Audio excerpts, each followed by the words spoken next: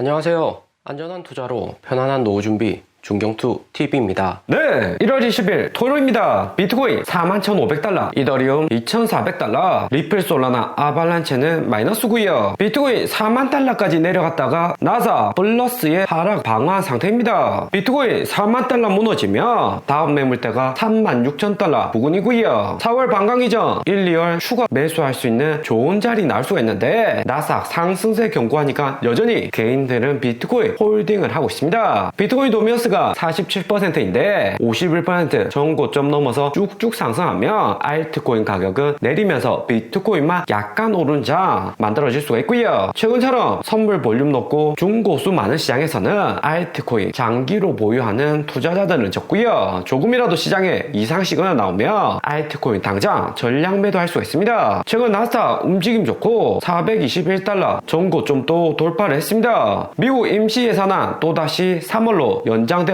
1월 19일 애플의 비전 프로도 사전 예약 시작이 되었고요. 비전 프로는 다음 달 2월부터 정식 출시가 됩니다. 비전 프로 가격이 무엇보다 중요했는데 256기가는 3,499달러로 원화 460만원 수준입니다. 521기가는 3,600달러, 1테라는 3,800달러로 예상대로 비싼 가격이긴 하지만 애플 헤드셋 50만원 가격 높고 가성비가 비록 떨어져도 애플 매니아 애플바 많아서 구매를 하죠. 기존의 아이폰하고 연동도 잘 되기 때문에 이번 비전 프로 구매할 가능성이 높습니다. 스타벅스 가면 맥북이나 아이패드 보면서 커피를 마시는데 비전 프로 나오면 이제는 VR기기 정도는 써줘야지 장기로 스타벅스 착석 가능할 수가 있습니다. 비전 프로 무게는 생각보다 무겁다는데 글로벌 1등 애플이 만든 신제품이고 애플의 초엘리트 1000명 데리고 7년간 개발했다고 하고요. 애플이 TSMC 3나노 최신 반도체 독점을 하기 때문에 비전 프로처럼 고성능 필요한 하드웨어는 기존의 VR 제품과 확실히 다를 수 있다 생각이 듭니다. 반도체 나노수가 7나노에서 5나노, 3나노로 작아지면 성능은 올라가고 발열 적으면서 전기 사용량도 줄어드는 거고요. 테슬라 AI 자율주행이나 우리가 쓰는 스마트폰, 노트북도 나노가 작은 반도체 들어갈수록 성능이 상승을 합니다. 마이크로소프트의 AI 산업과 마찬가지로 애플의 VR기기도 장기적인 관점에서는 반도체 성능 상승에 따라서 발전을 하는 거죠. 애플 전에는 메타 전 페이스북에서 퀘스트 3 출시는 했지만 마감이나 성능은 기대 이하였습니다. 하지만 애플은 스마트폰 PC만 1980년부터 생산한 노하우가 있기 때문에 애플은 기대치가 확실히 다르고요. 애플의 비전 프로 초기에 미흡한 점 있을 수도 있지만 자본력이나 아이폰으로 펀드멘탈 강한 애플이라서 5년이나 7년은 계속해서 비전 프로 신제품 만들고 업그레이드를 할 수가 있습니다. 애플의 아이폰처럼 아이폰 초기 모델은 시장 기대 이하고 가격도 비싸지만 아이폰 4,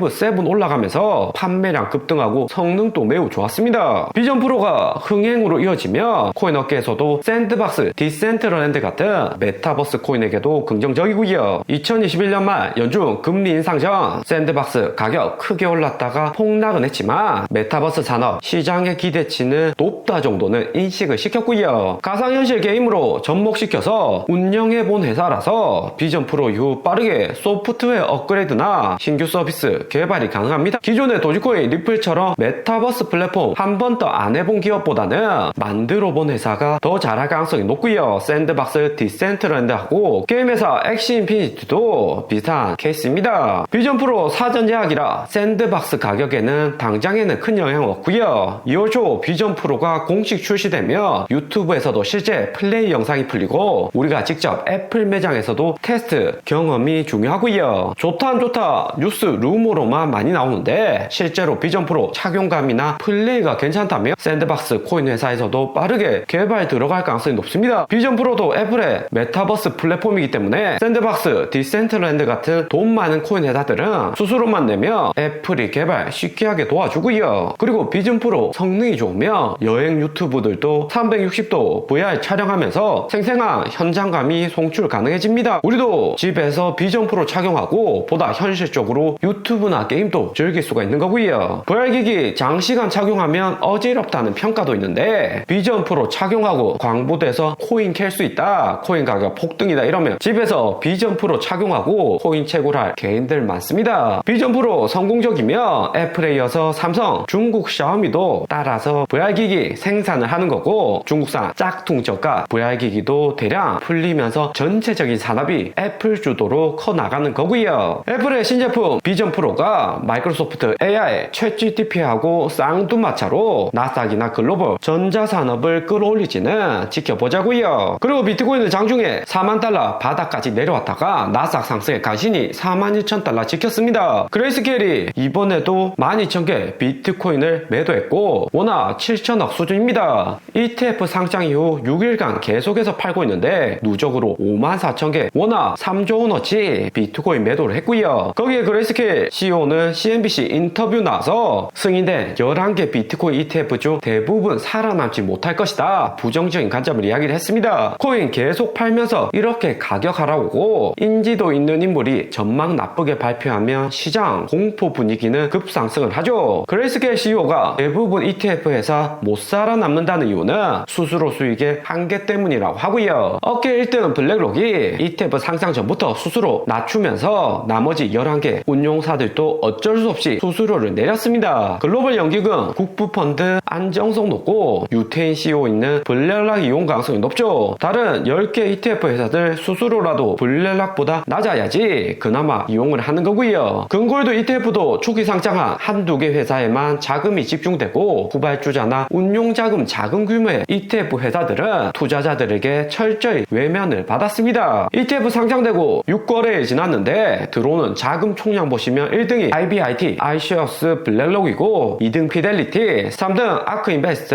나머지는 바네크, 발키리, 위즈덤 트리이고요. 4등 이후부터는 매수 비중이 절대적으로 적죠. 블랙록, 피델리티 정도의 자금 집중된다는 거 알 수가 있고 아크인베스트도 나쁘진 않습니다. 그레이스케일은 수수료가 1.5%라 너무 비싸고 계속해서 비트코인 현물 매도 중이고요. 그레이스케일이 55만 개 현물 비트코인 들고 있는데 계속해서 매도만 할 수가 없는 거고, CEO 말대로라면 비트코인 ETF 업계 수수료가 너무 낮아서 중소거래소들 물갈이하기 위한 전략 아닌가 예상이 되고요. 한국 연기금이나 국부펀드는 좀 더 지켜보자 할 수가 있습니다. 하지만 블랙록은 ETF 업계 1등이고 그레이스케일 중소 ETF 회사에 흔들만한 회사는 아니죠. 그레이스케일 대량 매도로 비트코인 가격 하락은 했지만 데이식스 6일차에는 피델리티 499밀리언, 블랙록은 429밀리언 신규 자금이 들어왔습니다. 지난주보다 더 많이 들어와서 코인 가격 하락이 오히려 블랙록이나 피델리티 ETF 규모를 키워주는 형국이고요. 비트코인 ETF 상장되기 전에는 그레이스케일이 유일한 기관 투자자들 안정 거래하던 코인 회사였습니다. 하지만 현물 ETF 출시되고 나서 수수료 비싼 그레이스케일 상품을 굳이 찾지는 않는 거죠. 그레이스케일은 1.5% 수수료로 낮추긴 했지만 기존에는 2.5%였고요. 기관 코인 거래 독점하는 회사라 너무 비싸죠. ETF 업계에서는 현재 수수료 전쟁 중이고 그레이스케일은 ETF 업계 내에서 생존하기 위해서 비트코인 가격 고의로 변동을 시키는 거다 생각이 듭니다. 비트코인 ETF 상장 전에 금골드 ETF 예로 들면서 중경도 이야기를 드렸고요. 현존하는 미국 골드금 ETF 자산 규모 보면 1등이 스파이더 S&P에서 운영하는 금 ETF가 1등이고 평균 거래량도 8,000빌리언으로 가장 많습니다. 2등 iShares 블랙락이 4,000빌리언 거래량이고 3등 스파이더 미니 셔스이고요. 1등, 2등, 3등 독점하고 나머지는 확실히 거래량이 낮습니다. 투자자들 입장에서도 거래량 작은 ETF는 변동성도 크고 하락장에 원하는 가격에 매도하기 어렵기 때문에 1등, 2등 ETF에 투자하는 게 기본이고요. 특히 국부펀드, 한국연기금처럼 큰 손들은 금골드 같은 안전자산은 한 번에 조 단위로 거래를 하기 때문에 5등, 6등 이런데 잘못 투자했다가는 거래 손실 나오기가 쉬운 거죠. 코인 거래소도 거래량 많은 업비트나 바이낸스 메인으로 이용하는 게 비싼 논리입니다. 상승장에서는 큰 문제가 없는데 중소거래소들 2022년 폭락장 오면 비트코인 가격 바이낸스에서는 4만 달러인데 중소거래소에는 이미 2만 달러까지 내려오는 경우도 있습니다. 패닉셀 나올 때 시장가로 거래하면 거래량 작은 거래소는 가장 낮은 가격에서 체결되고 주워먹기 나오는 경우가 많죠. 오늘의 영상은 여기까지입니다. 좀 더 디테일한 투자 정보가 필요하신 필요하신 분들은 커뮤니티로도 자료가 공유되니까 멤버십 가입과 구독 부탁드립니다. 감사합니다.